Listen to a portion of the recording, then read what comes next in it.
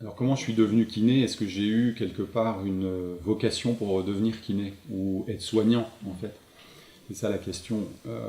Bah, alors, c'est peut-être décevant, mais il n'y avait pas de vocation. C'est vraiment, alors le hasard, j'aime bien dire ça, mais c'est évidemment pas ça.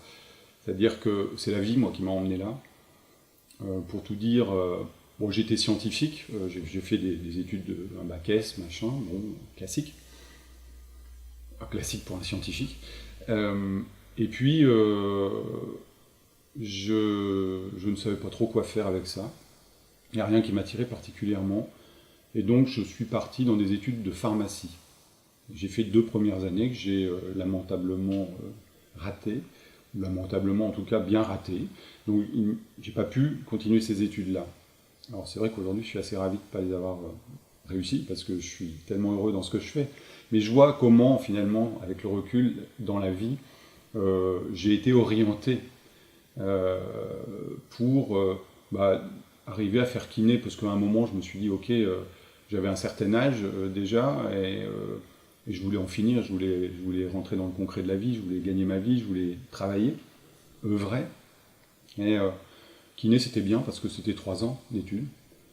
Donc je me suis lancé là-dedans. Je suis allé rencontrer un kiné pour voir ce que c'était. En fait, j'avais aucune idée de ce que ça pouvait être. Et puis bon, je me suis dit, oui, ok, ça gagne bien sa vie. Euh, c'est ça que j'ai vu très honnêtement au départ. J'avais une conscience assez basique à l'époque, qui était plutôt de gagner sa vie, de faire des enfants, avoir une femme, un foyer, enfin voilà, plus matérialiste, quoi. Et donc voilà, j'ai démarré comme ça. Mais c'est vrai qu'au fur et à mesure des 3 ans d'études, je me suis rendu compte que c'était un peu court. En tout cas, ça ne me convenait pas à moi et qu'il fallait autre chose. Et puis c'est comme ça que là, c'est mon épouse qui m'a emmené découvrir l'ostéo, que je ne connaissais pas non plus, je n'avais jamais entendu parler de ça. Et puis j'ai rencontré un ostéo pour ma première fille qui a eu besoin d'une séance à la naissance. Donc j'ai rencontré un ostéo, j'ai vu comment il travaillait. Et là, je me suis dit, ouais, il y a quelque chose. Et j'avais besoin, de toute façon, de démarrer autre chose. Parce que la kiné voilà, n'allait pas me nourrir, en tout cas suffisamment. Donc j'ai eu mon diplôme de kiné en juillet. Et en septembre de la même année, j'étais inscrit et j'ai démarré mes études d'ostéo à Paris. Et en même temps, mon boulot de kiné en cabinet libéral.